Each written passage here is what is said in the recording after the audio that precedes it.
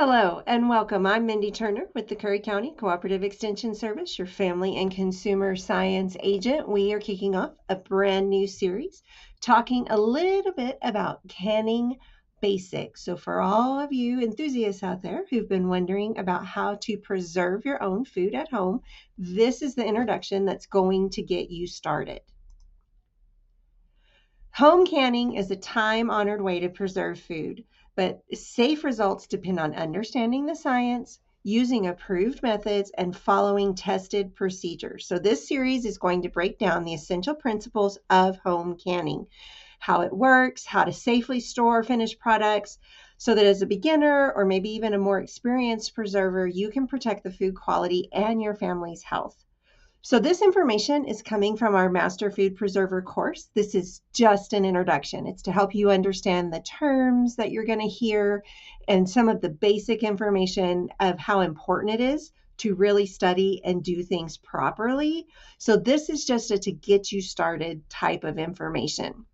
So for this first section, we're going to talk about what makes it shelf stable, how the heat, the acidity, and the proper processing all work together to prevent that spoilage and foodborne illness, which is a key piece of making sure that we have safe foods.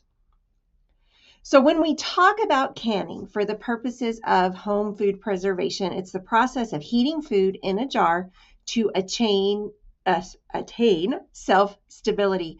So for jars to be safely stored at room temperature, home canned foods must receive sufficient heat processing to kill the microorganisms that can cause spoilage and illness. We want to get rid of the stuff that makes us sick. Okay, we want to have that acceptable level of bacteria so that we know what we're serving or eating ourselves is safe. So that canning process destroys the enzymes, it removes the oxygen, makes that vacuum seal for the job. So during the storage, the vacuum seal keeps that food and the liquid in the jar airtight so that the air and the microorganisms can't get in and spoil the food. The proper methods. So what we're going to tell you when we talk about actual canning, home food preservation, boiling water process, this was formerly known as water bathing. This is what is safe for acid foods. We're going to talk more about that in just a minute, what that means. And that means they have a pH 4.6 or below.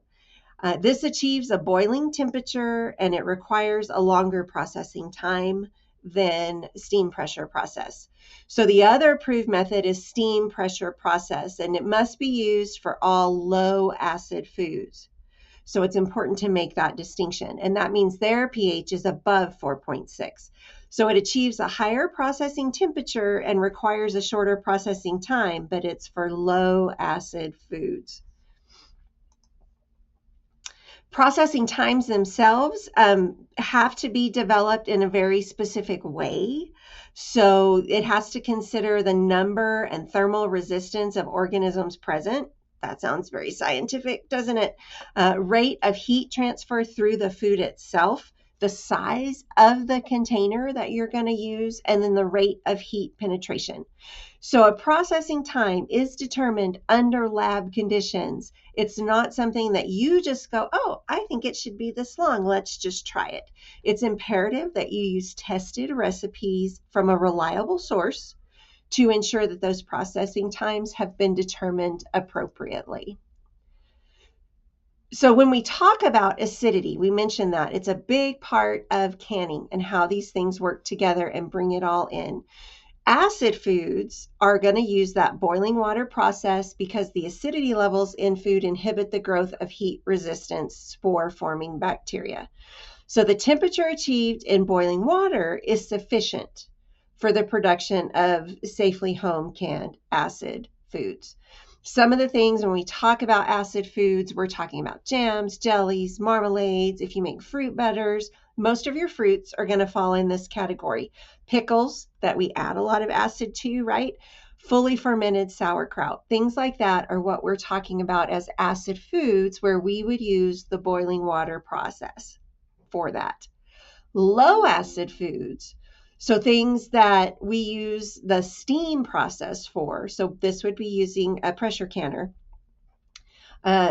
they do not contain enough acidity to prevent the growth of heat-resistant spore-forming bacteria, which means we have to get that temperature a little higher. So steam process is sufficient to produce safely home-canned, low-acid foods.